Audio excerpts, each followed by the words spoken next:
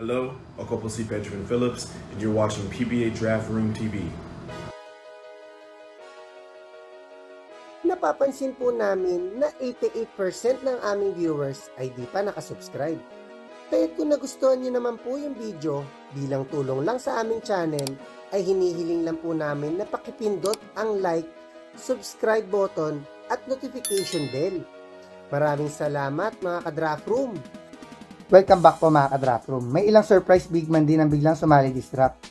May ilan mang di pa pinalad maayos ang kanilang requirements para makasali, ay meron pa din namang ilang tall and quality big man sa class na to. Ito na nga po at sisimulan natin.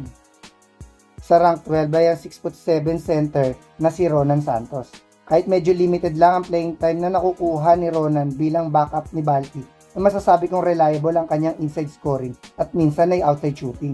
Posibleng may PBA team na kumuha sa kanya sa third round. Sa rank 11 ay 6'5" power forward na si RB Berjay. Kung versatile system big man naman ang hahanapin ng isang PBA team sa kanilang third round pick, ay pwede nila i-consider ang stretch big na si RB na may skills din laruin ng wing position. Sa rank 10 ay 6'7" power forward na si Darwish Bederi. Isa rin sa may intriguing skill set sa lista to ang stretch big na si Darwish na babagay talaga sa modern style ng mga big man ngayon, na may decent outside shooting at handles. Hindi na ako masusurprise kung may sumugal sa kanya sa second round. Sa rank 9 ay ang 6'3" power forward na si CJ Katapusan.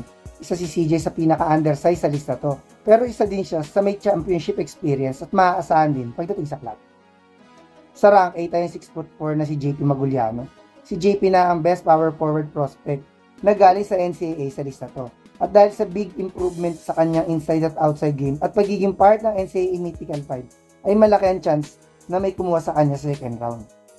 Sa rank 7 ay 6'3" na si Mike Malonzo. Isa si Mike sa undersize sa lista to, pero isa din siya sa may pinakamataas na motor at highest energy sa class na ito. Isa din siya sa pinaka-athletic sa class na ito. Sa rank 6 ay 6'5" center na si Pau Habilionat. Kung center na handang makipagpalitan ng mukha ang hahanapin ng isang PBA team, ay dapat i-consider nila si Pau, na may ilang kampyonato din na nakuha sa letran at talagang bruiser sa ilalim. Sa rank 5 ay 6'4" Phil Canadian power forward na si Brandon Ramirez. Hefty bruiser at may sweet shooting. Yan ang may bibigay ng top prospect sa defunct PBA 3x3 League na si Brandon. Most likely ay may kumuha na kay Brandon sa first round. Sa rank 4 ay 6'6" Phil center na si Ben Phillips. Kung athletic defensive big man naman ang kakailanganin ng isang PBA team, ay dapat i-consider nila si Ben, na maaasahan din sa outside shooting. Isa pa na may championship experience siya sa UAAP at pagiging gilas cadet na magiging reason kung bakit siya ay surefire first rounder. Sa rank 3 ay 6'5" Phil ang power forward na si Kaylan Chongson. Si Kaylan na ang oldest prospect sa lista to, kahit expect natin na maiksi na ang magiging prime niya. Pero di natin maikakailang instant impact na pwede niya maibigay sa PBA team na kukuha sa kanya sa pamamagitan ng rebounding at hustle plays.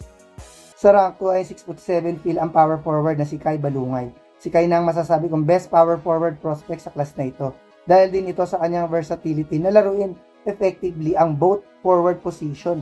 At siya din ang masasabi kong pinaka-athletic sa lista to.